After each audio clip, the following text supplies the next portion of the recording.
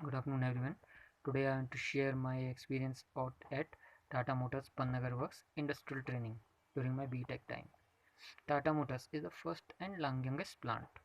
Time from acquisition of land to start of production was in 11 months, a benchmark in auto industry. यानी कि production ज़मीन मिलने से लेकर इनको ज़मीन पूरे इनके प्रोडक्शन लाइन लगाने तक इनको 11 महीने का टाइम था, जो सबसे एक बेंच मार्क है ऑटो इंडस्ट्री में कि इतने स्पीड में इन्होंने काम असेंबली लाइन स्टार्ट कर दी। इसका मतलब इनके पास कितने क्वालिफाइड और एक्सपीरियंस्ड इंजीनियर्स होंगे। Tata Motors' first plant is with an integrated vendor park to keep inventories low and to ensure supplies JIT. JIT है just in time technique, Japanese technique है। इसमें क्या होता है कि कोई भी आपका इन्वेंट्री ज़्यादा आपको रखने की ज़रूरत नहीं है। दूर से मटेरियल मंगा रहे हैं, फिर उसका स्टोरेज में आपको कुछ ना कुछ फॉल्ट आएगा। इससे बेटर है कि आप तुरंत जिस समय आपको मटेरियल चाहिए आप सीधे वेंडर को कॉल करें, वेंडर मटेरियल ला के दे, आप उसको असेंबल कर दें। तो आपका जो इंटीग्रेटेड वेंडर पार्क है वो इसीलिए है वहाँ पे, जो टाटा का टेक्निक है कि जिट पे काम करते हैं। इसमें कोई भी स्टोरिंग नहीं होगी इनकी, सारा का सारा जो मटेरियल पहले रखेंगे, सीधे जब उनको लगवाना होगा तो सीधे सीधे जस्ट इन टाइम टेक्निक, कोई होल्डिंग नहीं, कोई वेटिंग नहीं। Now history. Founded by Jamshedji Tata in 1868, Tata's early years were inspired by the spirit of nationalism. Tata Iron and Steel Industry was registered on Bombay on this milestones. There are milestones. Tata Mercedes Benz is there. This type of truck आपने देखा होगा चलते हुए। This is 608 pickup SFC 407। ये Sumo deluxe आपने देखा होगा, सबसे ज़्यादा बिकने वाला मॉडल है ये। और टाटा सफारी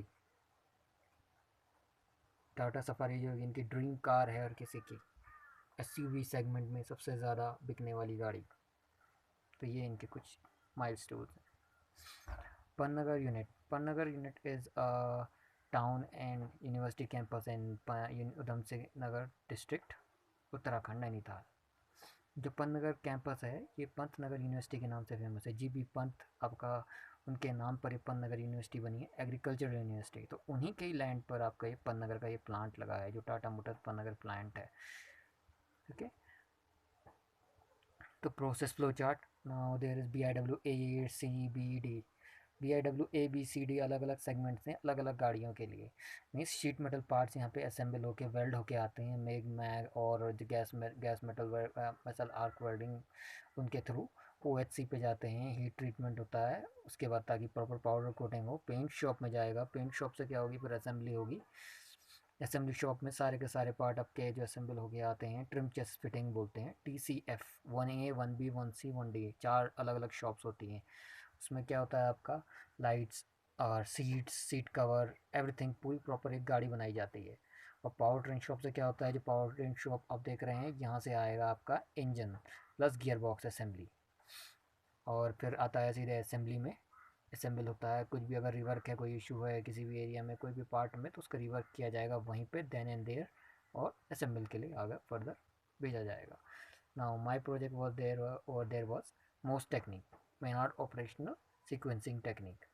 ये टेक्निक इंडस्ट्रीज़ में काफ़ी जगह यूज़ करी जाती है स्टैंडर्ड टाइम बनाने के लिए, कि कोई भी आपका कोई प्रोडक्ट बन रहा है उसको एक प्रोडक्शन को एक टाइम दिया जाएगा कि इतने मिनट में या इतने सेकंड में ये पार्ट बन के बाहर आ जाना चाहिए। उसके हिसाब से आपका इस प्रोडक्शन में एक डे का स्केड्यूल निकल जाता है कि जो आपको टारगेट फुलफिल करना ही करना है।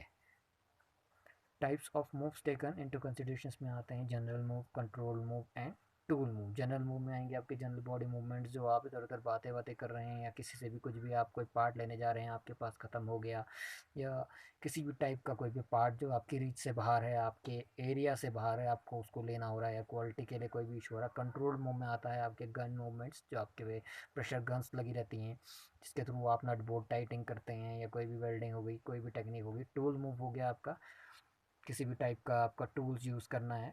Concept of MOST technique depends on definition of work. Work is the displacement of mass और object, work equal to force into distance. Now there is glimpse of therbligs use in, therbligs symbols होते हैं, इस type के symbols use करे जाते हैं। Reach के लिए RE, मूव के लिए M, ग्रास्प के लिए grasping means holding that part, release के लिए रिलीज कर देना। किसी चीज़ को आपको पकड़ना है, रीच करना है, आप उसको उठा के लेके आएंगे, मूव करेंगे, अपने को चल के जाएंगे। ग्रैस्प करना मतलब उसको पकड़ना आपने, वो सारे मूवमेंट कितनी देर लग रही है, कितना समय लग रहा है, इसमें पूरा डिटेल्ड स्टडी करी जाती है। एक स्टॉप वॉच लेकर आदमी वहाँ पे उस पर बैठ जाएगा, जिसको मोस्ट टेक्निक पे, एक इंजन पे, या कोई भी एक एग्जाम्पल दे रहा हूँ, हमने इंजन पे काम किया था कि इंजन असेंबली लाइन पे हमें कि इंजन बनने में कितना टाइम लग रहा है। डाइकोर इंजन बनता था उनका, 275 475 DI लाइन बनती थी। Reach some distance, this is the general move. So these are advantages and disadvantages. Disadvantages क्या होगा? Required exact job description and layout, chance of emitting elements when estimating new objects.